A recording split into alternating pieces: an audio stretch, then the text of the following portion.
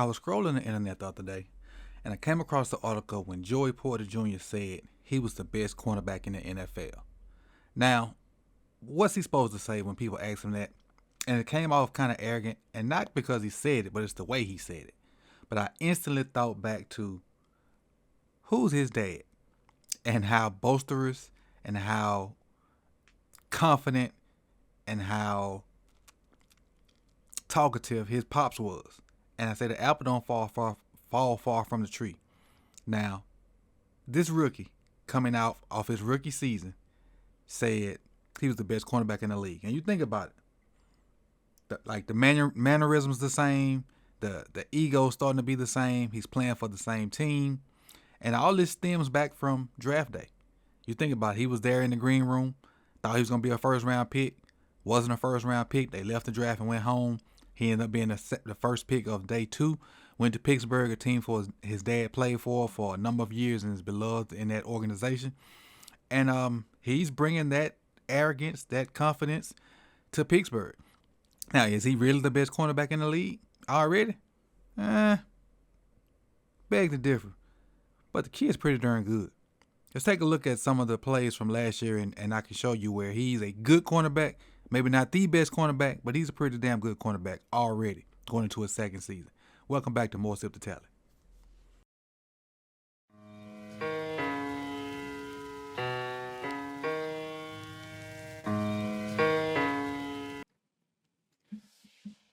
All right, let's take a look at a few plays by Joey Porter so I can show you what kind of DB he is. Now, as a rookie, this young man was tasked with guarding the best receiver on the other team most of the time. Not all the time. I'm not going to throw him under the bus and put that definite number on, but most of the time he was guarding the other team's number one. Like in this case right here, it's a goal line situation. He got Amari Cooper. Amari Cooper at the goal line. Don't go for the inside fake. Use the sideline. He's physical with him, so it's a lot of hand fighting right there.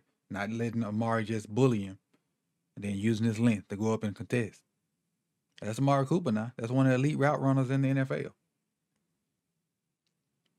This right here. He's down here located. He's at the bottom with DK Metcalf. DK got on the loud green shoes, and that's Porter right there with him at the bottom. So again, I say as a rookie, he's taking the other team's best receiver. Now, they got a experienced vet on the other side now. That's Pat Peterson. But the rookie is taking on the other team. And look, DK ain't just running away from him. And look at the closing speed. Right there, and the ball's thrown, even though it's not going to DK. He's right in DK's hip. Does DK kind of get him off the line a little bit? Yeah, but it's a little shallow crossing route. He's right in the hip pocket where he need to be. Right in the hip pocket where he need to be. So if Gino, any way, shape, or form thought he could get this ball into DK, look at Joey Porter closing on it. So we don't know if it's going to this tight end or the DK because, he just kind of got rid of it. But Porter's in perfect position to get a PBU. I'm not going to necessarily say an interception, but he could definitely get a PBU or tackle him if he caught it, if it was for him. But again, the rookie going to other team's number one.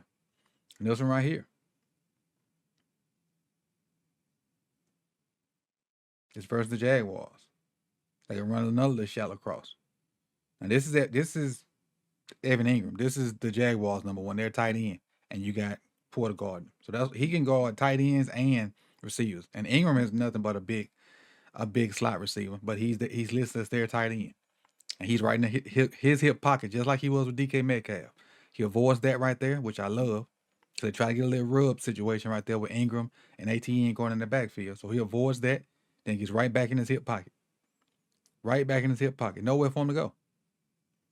Great coverage. And I understand the ball wasn't to him, but I just wanted to show you the coverage on the tight end. Because that's completely covered. Completely blanketed. And also to reiterate the point that he's playing the other team's best receiver. Right here versus D-Hop. D-Hop in the red zone. It's a scary sight for a lot of people. Getting his hands ready for battle. Arm up and ready. D-Hop giving him something? Nothing. He's just being physical with him. Using his hands just like D-Hop using his hands. Using that sideline too, pressing him to the sideline. The more he presses to the sideline, the less room D-Hop got to work with. So now D-Hop is just trying to get physical with him. Because at this point, D-Hop does turn into a bully on a bunch of young corners because he's a bully once the route gets started. In this case, he just don't bully Porter. Porter's looking for the fade.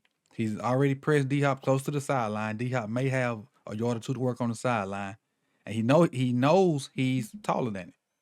So at this point, he just cuts him off, and now he plays victim, which is a good thing because D Hop's pulling on him. No calls made. Great defense. Great defense. And again, everything's not all He doesn't. As a good corner, you're gonna get beat. There's no cornerback, no legendary cornerback that has ever been not beat. Like on this play right here, it's a little slant by Amari. You're gonna always get beat sometime. But for him to go line up versus, and that's not him anyway. Yeah, that was him. For him to go line up versus other teams' number ones all the time as a rookie, that says a lot about his confidence going into the league and what he's gonna do in his second, third, and fourth year. So that little statement by him being the best cornerback in the league, he's supposed to say that. Does he really mean it? He should mean it if he said it. But is he really that guy? No. He's not that guy. But I wouldn't put it past him in the next 2 or 3 years because he got all the tools to do it. All the tools to do it. And so I just wanted to show you a little bit about how Joey Porter goes up against the best of the best in NFL in man coverage. I didn't show you any zone clips because I want you to see that they play man with Joey Porter and they don't try to hide it. This is Coach Evans coming to you with another episode of More Sip the Tally, talking about Joey Porter Jr., how he says he's the best cornerback in the league. Is he that? Not yet, but the kid ain't far from it. And I'll see y'all soon, man. Peace and love.